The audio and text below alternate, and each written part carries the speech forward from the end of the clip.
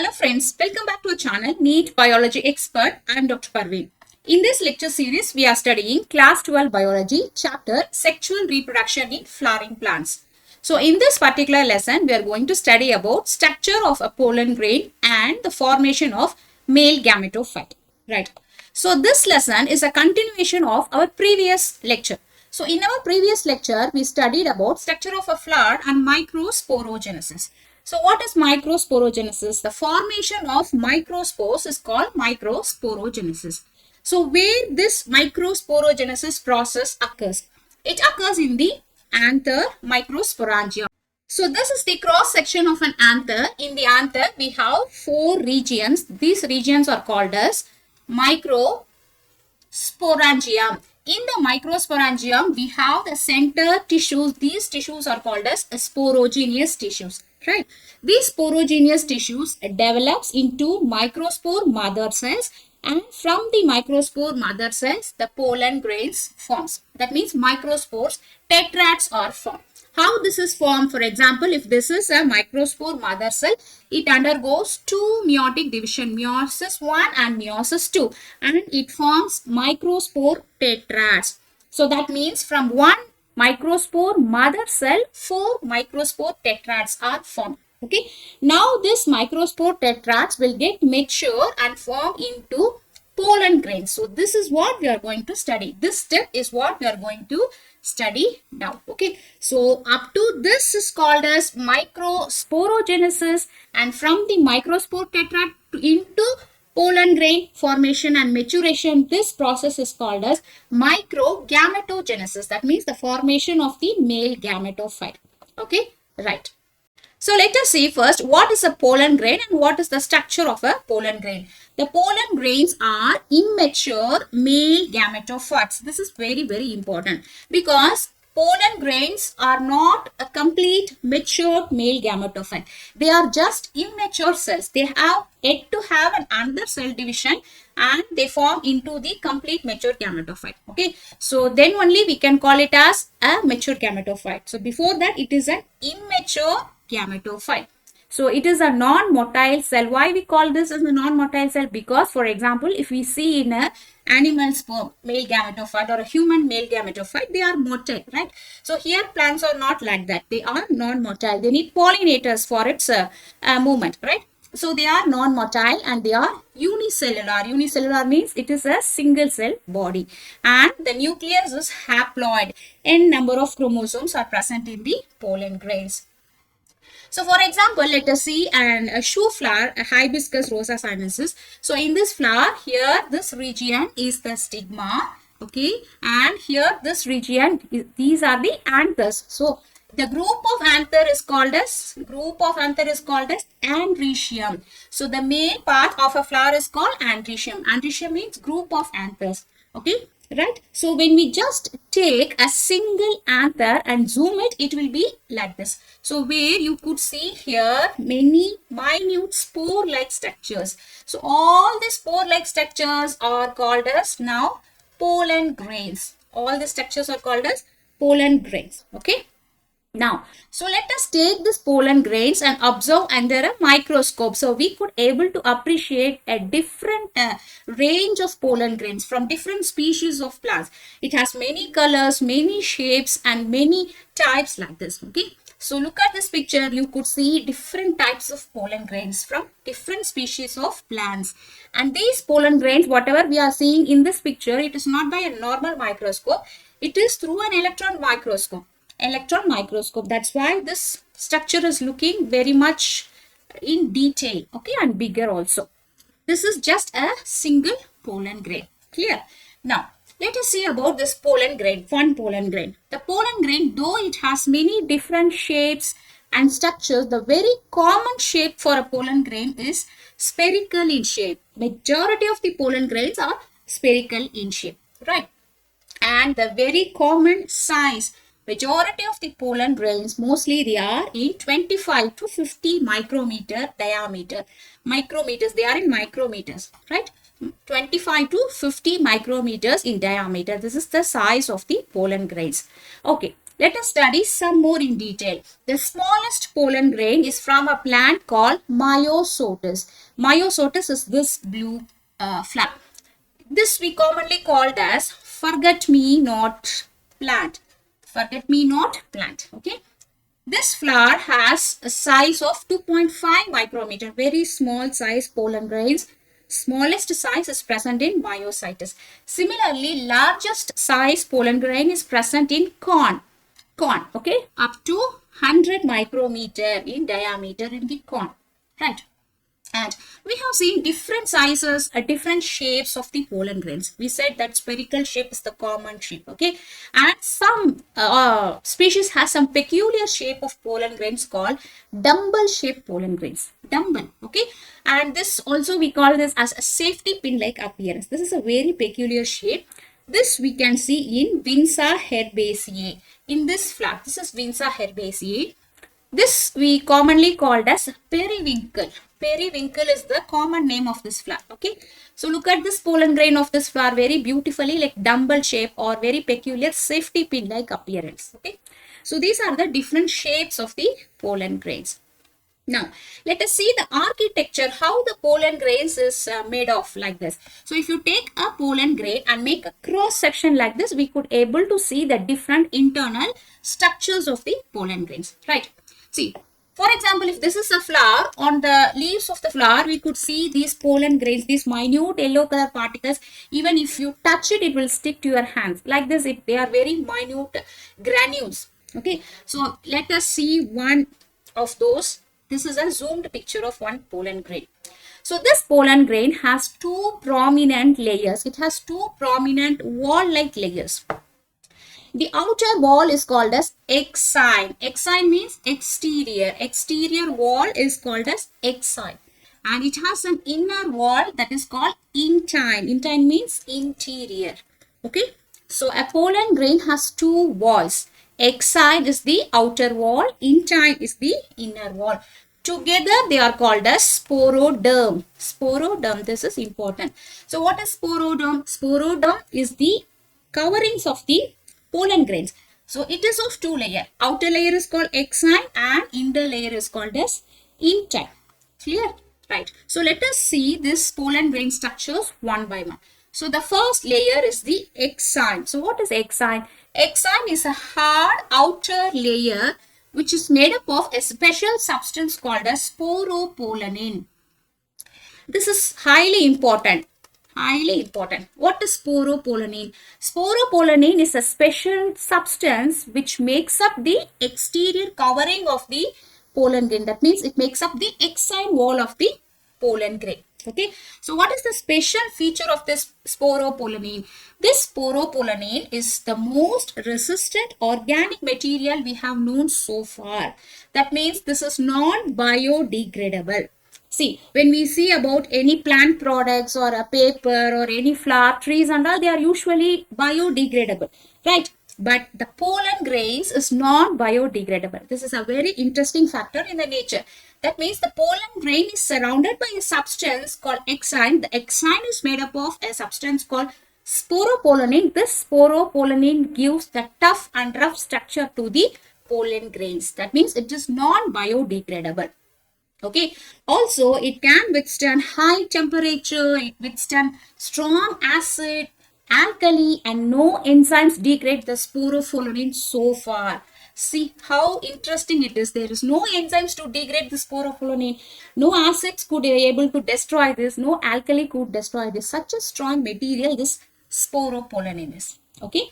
So that's why this material preserves the pollen grain for a long period of time in the fossil deposits. So we could able to retrieve this pollen grains from the fossil deposits also. Okay. And it also protects the pollen grains during its journey from the anther to the stigma.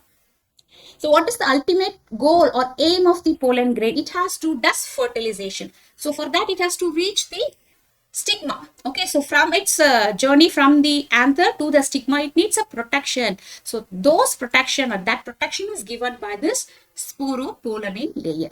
Okay, right. So look at this picture here. This is a structure of the pollen grain. This is a cross-sectional view of a pollen grain. So here this green color outer layer, this layer is the exine. Okay, so this is a very hard thick layer. Clear? Okay. Now this surface of the exine has various shapes and structure. It will be in some pollen grains, it will be smooth or it will be sculptured in various patterns and designs. They may be either in the globes or ellipsoid, fusiform, angular. It has different shapes. So look at these pictures. See, they are highly varied. Okay, so the color, shapes, everything varies. So if you see the exterior surface of a pollen grain under microscope, it has very much variations. So this pattern is of course used for the identification of the plants and classification of the plants. Okay, we are classifying plants, we are identifying plant species based on the pollen grains. So how that identification, that variation is given by the outer covering exine. Okay, right?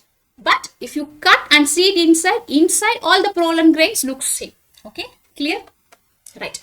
So let us go to the second part of the pollen grain, that is called germ spores. So what is germ spores? For example, if you see this picture, pollen grain, here we said the outer covering is the exine, right? So the exine is a hard covering, but it is not continuous. It is not continuous. It is having certain furrows or spore in between. Okay, so these pores are called as germ pores. Holes, they are holes. Okay, so such pores are called as germ pores. Okay, see here, for example, if this is a pollen grain, here this is the outer exine covering. Okay, this exine covering is not continuous. Here there is a hole. This is one germ pore, and here it is coming, and here it is on another hole, second germ pore, and here it's coming, here one. So 1, 2, 3, it has 3 germ pore. We can say germ pore or germ spore. Okay, so here this germ pore is present in some species of pollen grains, either one. In some species maximum 3. Okay, 1, 2, 3. So this many numbers are present. So what is the function of this germ pores? When the pollen grains, if it goes and sits on the stigma, it has to undergo pollination. Okay, fertilization will be done. So during fertilization, from this region only, they start germinating. So look here, here there is one germ spore. Then here, this is growing like this. And here further it grows like this. Okay. So this region is called as pollen tube. Pollen tube. Okay. So inside the pollen tube present the male gamete cells. So this male gamete cell now go and does the fertilization in the pistil. Okay, inside. Okay, in the embryo sac. So in order to form this pollen tube, this germ pore region is important. From that region only, the pollen tube starts arising. Okay, so that is the function of the germ pore. Clear? Now, let us see the third part of the pollen grain. The third region is the interior wall, that is the inner wall of the pollen grain. This is called as interior wall or intine. This interior wall is thin and continuous. So this is just opposite to the exine. Exine is very thick and irregular. Why it is irregular? Because this germinal germ pores are present in between. But here this intine is very thin and it is continuous layer. Okay, so look at this picture here. Here this layer below the exine, this is the intine. This covering is the intine. Okay, so how this intine is made up of? It is made up of 4 important constituents: pectin, hemicellulose, cellulose and callose. So these 4 substances are fused together with proteins and they make up this intine covering. Okay, clear? Then followed by this intine, this we know. The interior part of the cell is called, cytoplasm, and the cytoplasm is covered by a thin membrane. That membrane is called a cytoplasmic membrane or plasma membrane. Okay, clear? So this is the intine, interior layer, and the cytoplasmic membrane.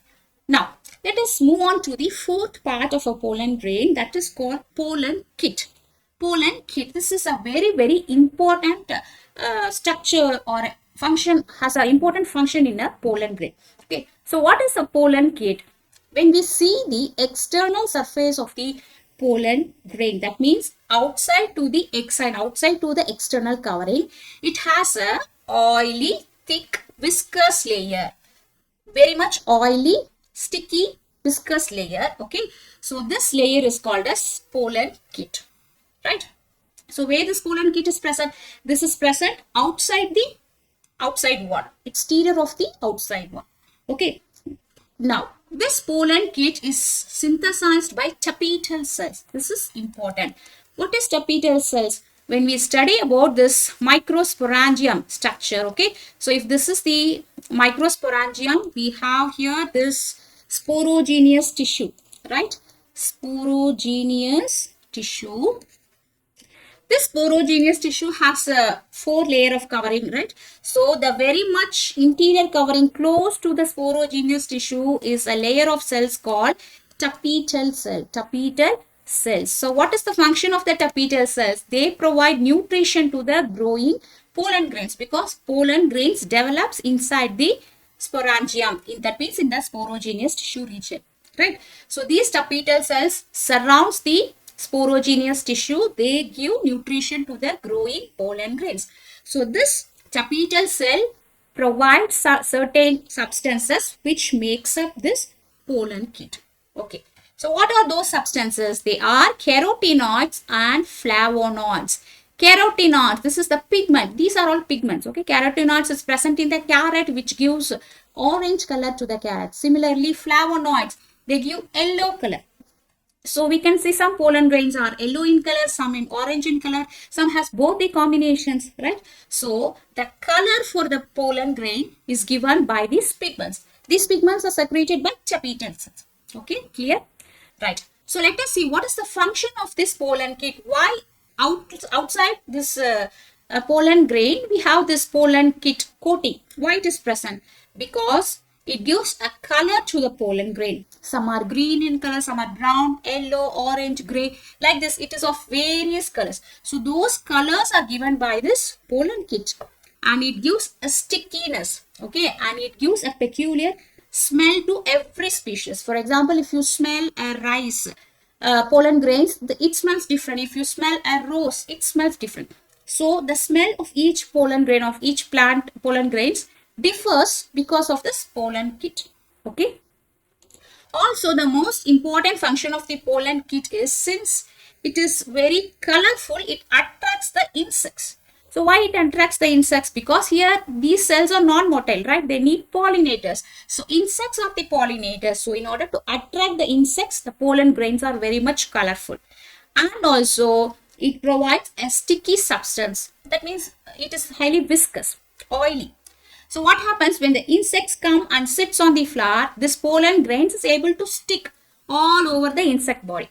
So from the insect, when it moves on to the next flower, then this pollen grain go and sits on the stigma of the flower and does the fertilization. So for this pollination and fertilization, it needs a insect. So it will stick onto the surface of the insect. Okay. And it also protects the pollen grain from the ultraviolet radiation of the sun. Okay. So these are the functions of the pollen kits. So look at this picture here. Here, this is a flower. It's having a many pollen grains here. Okay, this insect is coming, honeybee. You could see here this pollen grains are there sticked all over. So this is the zoom picture. Here we could not see the insect at all, right? So completely it is surrounded by pollen grains. So how? Because of this pollen kit. Pollen kit is very sticky in nature, so that when the insects comes, it sticks all over the body of the insects. It helps in the pollination. Clear? Right? So far we have seen a structure of the pollen grain and what are the internal parts of the pollen grain. Now, let us move on to the next part of the lecture, that is the formation of a male gametophyte. This is called microgametogenesis. Okay.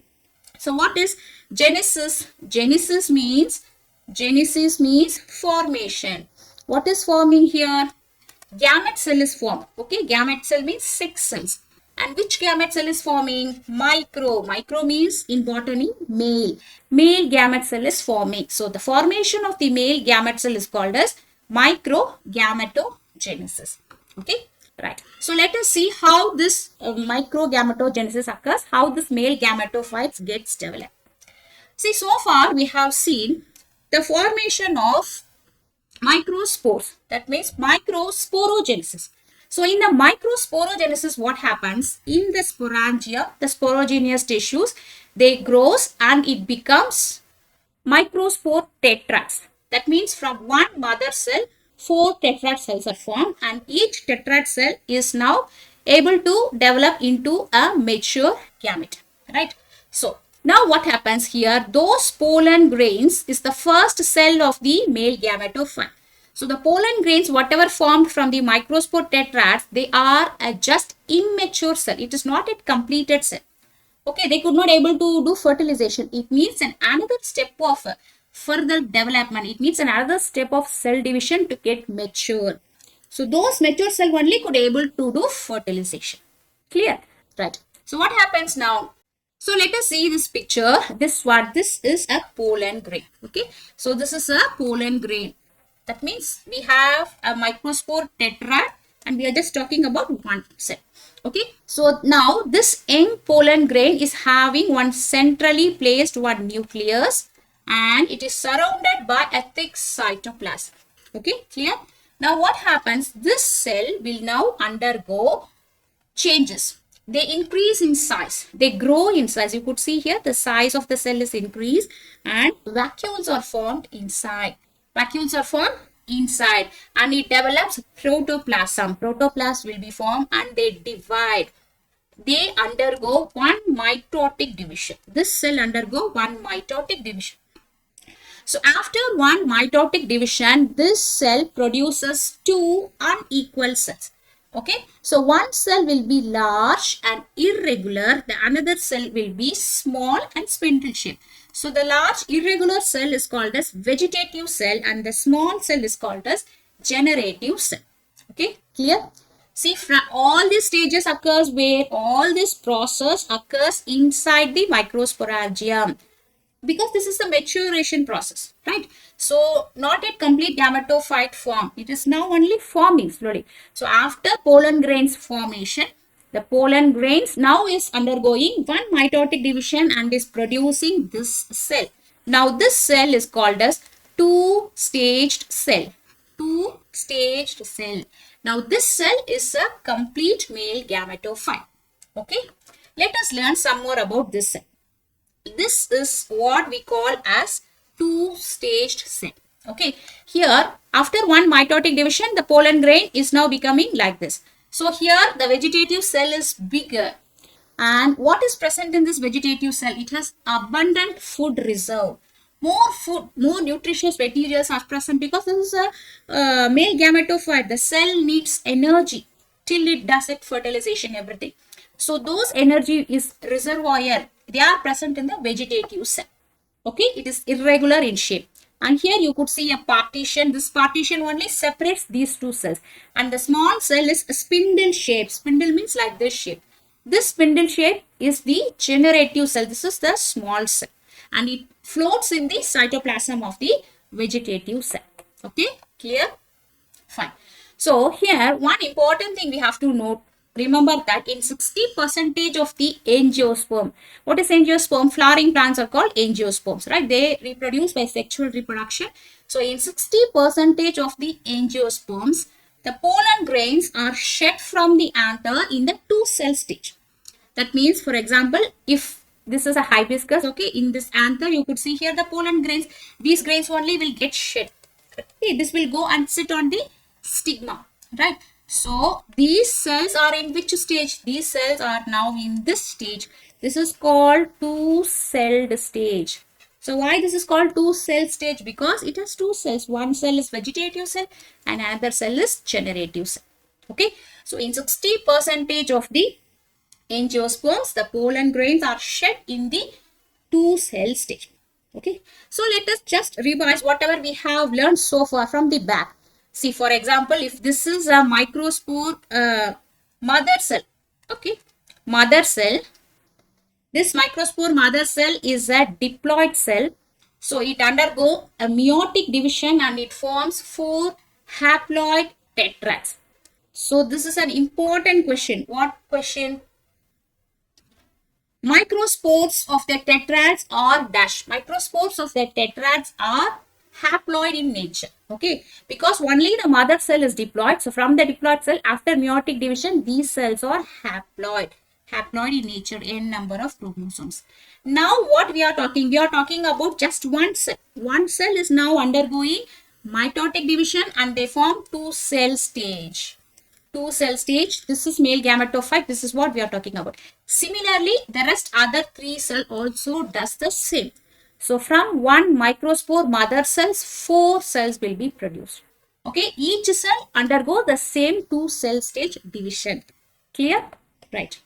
Now, we told that 60% of the angiosperm, in 60%, 2 cell stage is the stage how the anther releases the pollen grains. So what about the rest 40%? There arises a question, right? So in 40% of the angiosperm, okay, in 40% of the angiosperm, what will happen? This 2 cell stage, they undergo one more mitotic division. They undergo one more mitotic division.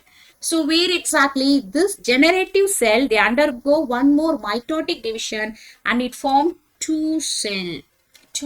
These 2 are male gametes. So now here one vegetative cell, this we call as tube cell, also tube cell, okay, and 2 male gametes. So 1, 2, 3. So this cell stage is called as 3 cell stage. Clear? So this 3 cell stage is present in 40% of the angiosperms. But you should remember the majority of the angiosperms, they release the anther pollen grains in the 2 cell stage. Okay. Okay. Let us see this picture which will give an overall ideology of what we have learned so far. So this is a development of a male gametophyte. Okay. So what here? This is the anther. When we make a cross section of the anther has microsporangium. So inside the microsporangium, what happens? This pollen grains are produced. So they develops from the microspore mother cell. It into meiotic division. Okay. First meiosis and second meiosis, and they become a stage called 2 cell stage. This is 2 cell stage. So in 60% of the angiosperm, it gets released in this form. Whereas in another few species, what happens? When this pollen grain go and sits on the stigma, okay, so we saw a region called germ spore, right? When we study about the structure of the pollen grain, we saw a region called germ pore. So this germ pore starts to grow. When it falls on the stigma, it absorbs the moisture from the stigma and it forms a pollen tube. Pollen tube. This pollen tube is needed for fertilization. Okay. Now, inside the pollen tube, what happens? Already one generative cell here. One generative small cell is there. No? So, this cell undergo another set of mitotic division. They divide and form 2 cells. These 2 cells are called as male gametes. Clear? These 2 cells are called as male gametes. So, these 2 male gametes are formed from where? They are formed from the generative cell which has undergone mitotic division.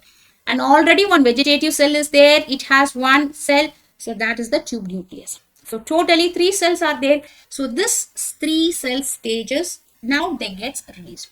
Okay. So, what you should remember here is, here the 3 cell stage forms inside the pollen tube. Inside the pollen tube here. This mitotic division occurs inside the pollen tube, not before that. Okay, clear? Fine. So this is all about the formation and the development of the male gametophyte. Okay, right. Let us learn something called pollen allergy. That means for few people, this pollen grains, they cause allergy, hypersensitivity. So that is called as pollen allergy. So what problem it causes? It causes severe respiratory problems like asthma, bronchitis. Bronchitis means inflammation of the bronchioles. Bronchioles is present in the lungs, right? So inflammation of the bronchioles, hay fever, and allergic rhinitis. Continuously they have a running nose. Okay, rhinitis. These are the problems caused by the pollen grains. So see here, when they go to a field or in a flower region like this pollen grains, when they inhale, it causes continuous sneezing or asthma like this. Okay, so such problem is called as pollen grain allergy. So when we talk about pollen grain allergy, an important point we have to study is about Parthenium hysterophorus. This plant is called as Parthenium hysterophorus. This is a common plant which we could see in India. But this is not an economical crop or anything. It is just a weed. Okay. This plant is not an origin of India. What happened in 1954 when there was a more starvation and malnutrition problem in India? From Latin America, these wheat grains were imported. Okay, from Latin America, it came to India and countries like Australia during the starvation period. So, along with those wheat grains, this weed also came. This Parthenium weed also came. And now this Parthenium weed spread widely all over India. And what is the major problem is, now this is a huge problem in while cultivation. So because it will absorb the water, it will absorb the nutrition from the soil and it will suppress the growth of the economic important crops. This is a major problem for the farmers. Okay, not only that, this Parthenium, the livestock do not usually eat this Parthenium plant. We know that animals like cattle, sheep, goat, they used to eat many grasses, everything like plants, but they won't eat this Parthenium. Why? Because it causes kidney damage in these animals. Okay, right? So similarly, if it gets mixed with the food grains, it also causes same kidney problem in the human beings. So it's such an important weed is this Parthenium, and a major important problem it causes is it causes pollen grain allergy. Okay, right? Now we have seen about pollen grains. Now we have something called pollen products. The pollen grains are rich in nutrition. It has many good substances. So because of that, the pollen grains are used as a food supplement. Okay, so it is given in the form of tablets, available in the form of tablets, syrups, etc. in the market. So people who is consuming this pollen grains, like in the pollen products, okay, what happens? It increases the performance, their performance. For example, people's like a sports person, athletes, and for race horses, and also to heal the wounds like this burn wounds. So we are using this pollen products. Okay, so it is available in the form of syrups, tonics, and also in the tablets. Okay, and here you have to remember a word called, the study of honey pollen is called as melitopalenology. Melitopalenology. This is one terminology. Okay, clear now. So now we know that these pollen grains are the male gametophyte which get released from the plants. So what is the lifespan of these pollen grains? Till how many years or how many months they are viable? That depends upon each species of the plant. Okay. So once the pollen is shed from the anther, it has to land on the stigma before it loses its viability in order to undergo fertilization. If it loses its viability, then it won't undergo fertilization. It won't give a successful fertilization. Okay, so the viability of the pollen grain depends upon each species of the plants. For example, for some plants like cereals, rice and wheat, it loses its viability within 30 minutes. So in within half minute of its release, it has to stick on the stigma, fall on the stigma. Otherwise, it won't do its fertilization. Whereas in members of Rosaceae, leguminous plants, solanacea plants and all, it is remain viable for many months. So how this is variable? It depends upon the temperature and humidity. Okay, clear. Now let us see the last part, that is called cryopreservation of the pollen grains. Okay, so what is cryopreservation? What we are doing, we are preserving the pollen grains of many economically important crops in a program called crop breeding programs. Okay, we have a national crop breeding program. In that we are preserving many economically important crops pollen grains for the further use. So how, for example, in the human reproduction, if any couple is not having babies, they will be given artificial insemination. So we use a stored semen or the stored egg like this. We store the semen in the semen bank, we store the egg in the egg bank. We use that for the future. Similarly, we use here high quality plants pollen grains. We store it and then use it for the further future things. So that preservation of the pollen grains is done by a technique called cryopreservation. Cryo means ice cold. So here what we are using liquid nitrogen to preserve the pollen grains in its viable state. Okay, that is important for a long period of time.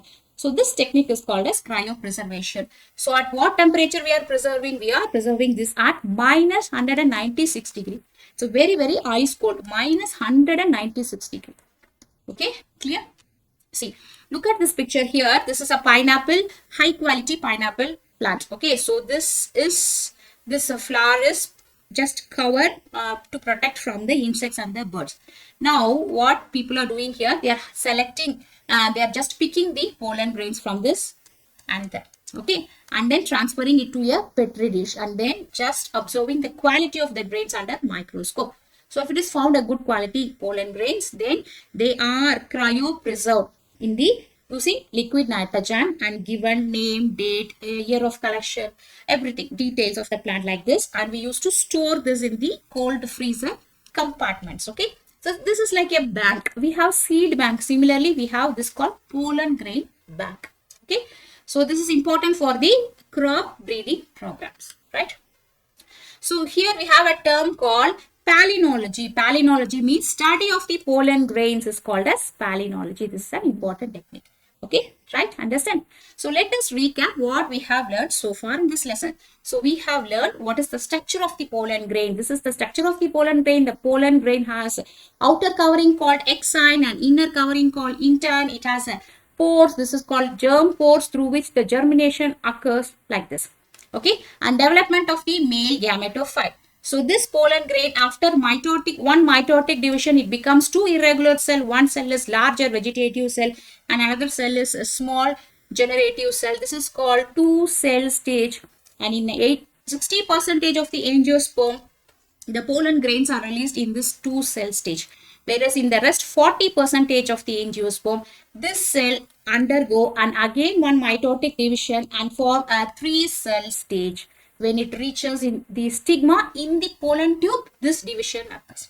Okay. Also, we learnt about what is pollen allergy, what are the pollen products, what are its uses, and cryopreservation like this. Okay. So, I hope this lecture is clear for you, and our next lesson will be about Microsporangium. So, if you like this lesson, please like, comment, share, and subscribe to our channel, Neet Biology Expert. Thank you.